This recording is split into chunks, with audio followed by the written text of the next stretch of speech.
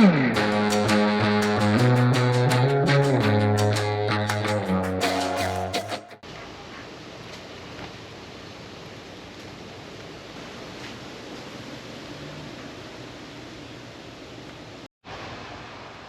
everybody, hope you're having a great day. I'm going to talk to you about our tomatoes. We're a little bit of a late start this year, actually getting them planted between weather issues and time commitments, but I wanted to talk to you about what we have going on.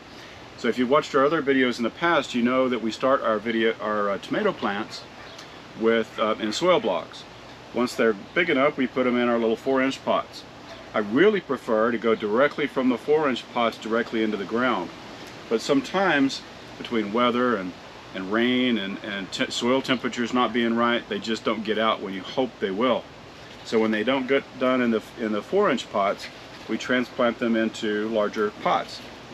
So in here in the greenhouse, we have roughly still to plant about 113-ish plants that we need to get planted. There are about 20 varieties in here, everything from cherry tomatoes to slicers, and of course the paste tomatoes. So these guys are a little bit bigger. I mean, some of these are probably 2.5 or 3 feet tall.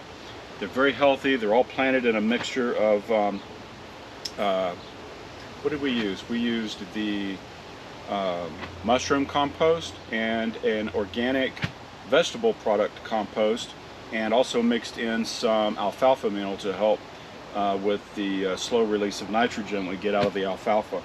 But the plants for the most part in here are still looking really healthy. We've kept them watered and just kept them going. We have quite a few of these that are already flowering, and we have a few that actually have little tomatoes on them already. Look at those guys. There's a bunch right there. Those are the raspberry lantanas, or lianas, however you say that. So next, I'm going to take you guys out and show you what's going on out in our market garden field with the tomatoes, and what our plan is for tomorrow. Alright, so I think we have roughly 45-ish of our tomato plants already out here. The first big chunk of this, these are San Marzanos. So we have our T-post set, we've got our posts up, and we have the weed barrier down, and we planted tomatoes directly in it. So we have this row over here, which is where a lot of those are going to go tomorrow. I'm hoping to get all of those, as many as possible, planted. I've got another row started with the BCS, so you go as far as I can, getting as many of these into the ground tomorrow as I can. Down here, let me show you some of these that are a little bit wetter.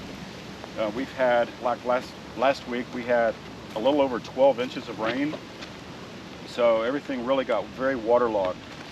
All of these plants, these guys really look healthy and nice. They're even big enough that we've been able to begin to stake them so that they're tied to the panels. And we get down here, our field, we've worked real hard this past year to level this out so the water would drain off of it better. But we still have an area right through here. I'm not sure if you can tell, I'm actually fixing to walk in water. But we have some of these guys that have been too wet. See, there's like 4 or 5 plants right here that are, these guys are millionaire tomatoes. They've yellowed, and that's primarily because their feet are wet. This water is not draining out of these trenches very well, and tomatoes really don't like wet feet. So we were hoping it would dry out, but we're expecting more rain at the beginning of this next week. So we'll just have to see how it goes. But tomorrow's plan is to get as many of these guys planted as possible and keep moving forward.